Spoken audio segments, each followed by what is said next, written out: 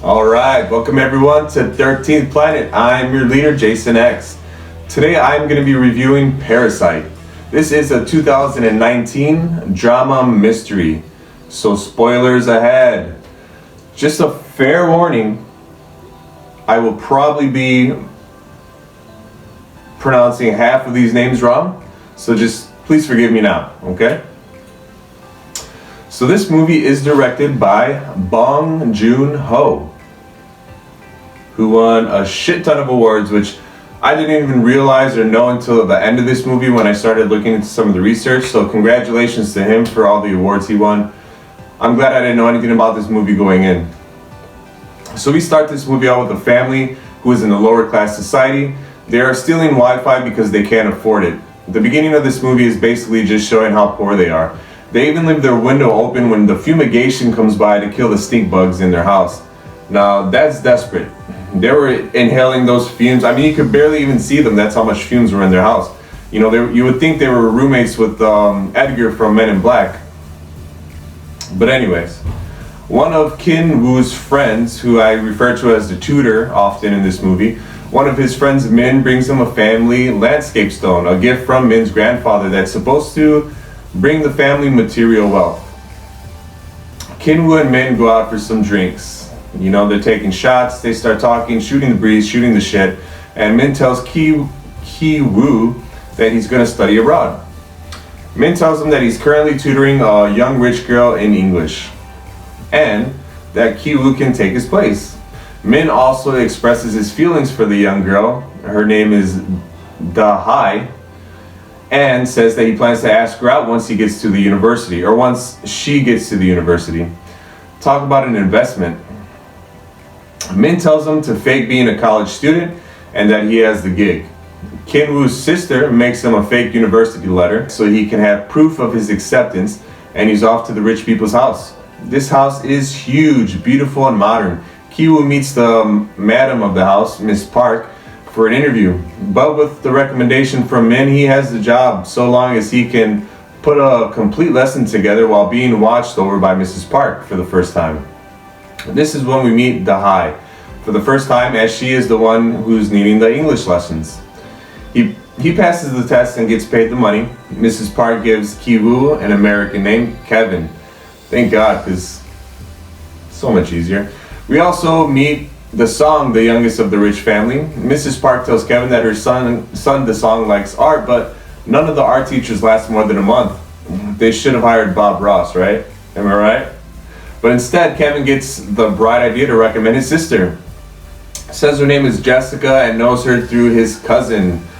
Stacking those lies, stacks on stacks on stacks. Jessica gives herself a fake background story. She's a single child from Chicago, my hometown, baby.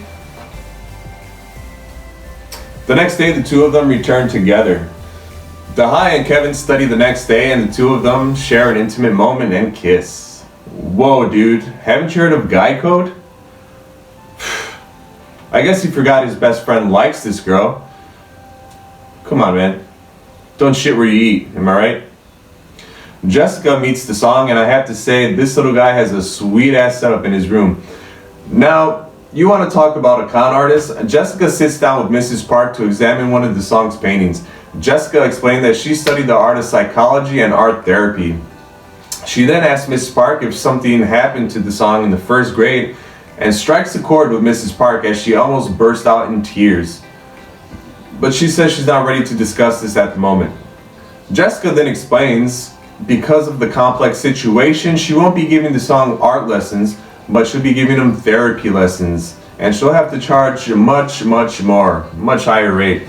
We then meet the man of the house, Dong Ike, or Mr. Park. Jessica gets a ride home from the family driver, Mr. Yoon, who seems to have a crush on her. Before she leaves the car, she leaves her panties on the floor, leaving a trap, as she puts it. The next day, Mr. Park finds the underwear and shows his wife, calling the driver a dirty scumbag. But it gets better. He gets fired up and pissed that his driver would cross the line like that. Being as how much he pays the man, he says, "How can he double cross me like this?" Even goes as far as saying any woman who forgets her panties in a car must be on meth or cocaine, right? Makes perfect sense. So they agree to fire him for it. Before Jessica leaves, she says she knows a driver. We all know where this is going, right? Her father, or Mr. Kim. Next step is getting rid of the housekeeper, Mrs. Wong. They find out that she's deadly allergic to peaches. No, not that peaches. And throw some peach fuzz on the back of her head, getting her to leave the house. Mr. Kim, he went for his annual checkup, supposedly, and saw the housekeeper there and overheard her saying that she had tuberculosis. Bastard. If you don't know, tuberculosis is a bacteria that is spread when the infected person coughs or sneezes. So they go through this elaborate setup to make it believable, and guess what? They get rid of her. And Mr. Kim happens to know of a cleaning service called The Care, and if you haven't guessed it by now, it's his wife. The whole family is moving on up. Our rich family goes on a camping trip to Crystal Lake. No, I'm just kidding. But they do go on a camping trip.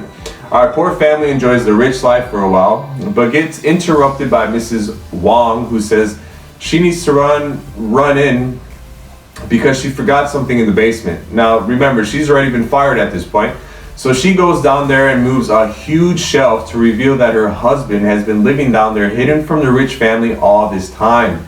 Because he has so much debt, he would rather live down there, sneaking out of the house at night, stealing food, than pay off his debt or deal with that.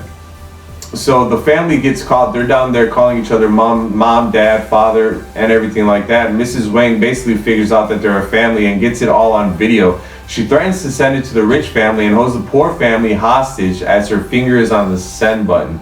The poor family makes a move for the phone. Everyone gets involved in a street brawl. Jessica rubs peaches all over Mrs. Wong to get her to stop.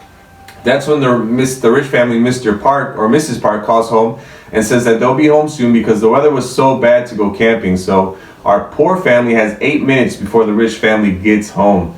They stuff Mrs. Wong and her husband back behind the hidden shelf and clean everything as fast as possible.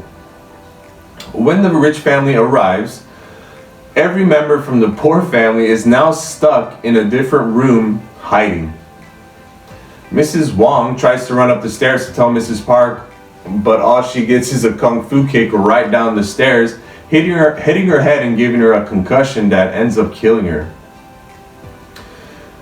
This is when we find out about the song's tragic accident in first grade that Mrs. Park didn't want to speak about earlier. Basically, he thought he saw a ghost one night when he was up eating out of the fridge, and it ended up being Mrs. Wong's husband coming up from his hiding spot to get a midnight snack. We get a fun, intense, and anxiety-driven scene of our poor family trying to sneak out of the house unseen, and they do finally succeed. That night it rains so hard it floods our poor family's house, and they are forced to sleep in the gym for the night, where the rest of the people from their neighborhood are all camping out. The next day, our rich family is throwing a party for the song. During this party, everything becomes tense.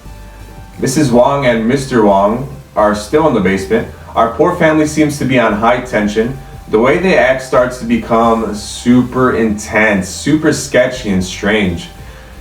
Ki-woo, our tutor, goes in the basement to check on the couple as he approaches a lifeless Mrs. Wong, and Mr. Wong sneaks up behind him, hitting him over the head with a rock. Now, of course, I don't blame the man. He wants revenge for his wife's death. Mr. Wong grabs a knife from the kitchen and makes his way outside to the party.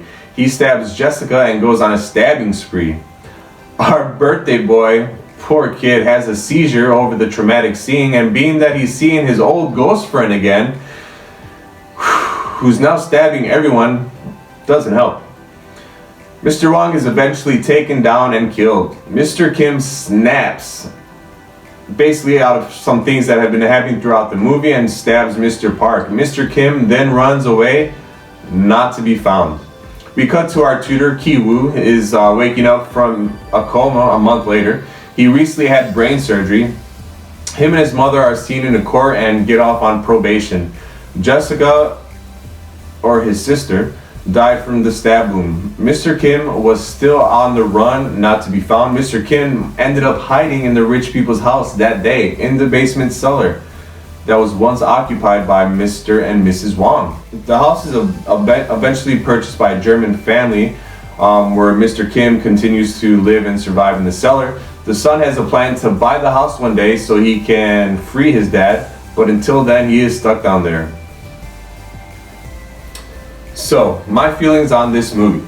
The vision of society is a main driving force in this movie. It's a tone that follows the whole movie, but on the bright side, it doesn't try to be, politically correct or throw it in your face. In an interview, the director explains his use of the stairs in the movie, which you will see a lot of, as they represented the characters going up in society or going down in society, depending on the specific pivotal points of the movie, which in retrospect is much more noticeable and just brilliant, the way he played that out. He also describes the title Parasite having dual meanings. On one end, you have the poor family trying to infiltrate the rich, and on the other, you have the rich people leeching onto the poor people for almost every aspect of their lives. I mean, these people can't even wipe their ass without help. But no matter who you are, you do find a character to bond with in this movie, whether you're a rich person, a poor person, a businessman, a mother, a father, a teenager. You really go on a journey with these characters and find something that you can, like in each of them. When you are watching this movie, you are completely engaged, trying to figure out what direction they're going to go. While you have some aspects that are obvious, completely obvious of, where the story is going to go, it's very consistent, and on the other hand, you have things that come out of left field and surprise you. The cinematography and the editing in this movie are so crisp and beautiful that every scene is almost a visual masterpiece. Each set also adds enormous value to the movie, being the polar opposites to each other, showing you each end of the spectrum, the rich and the poor.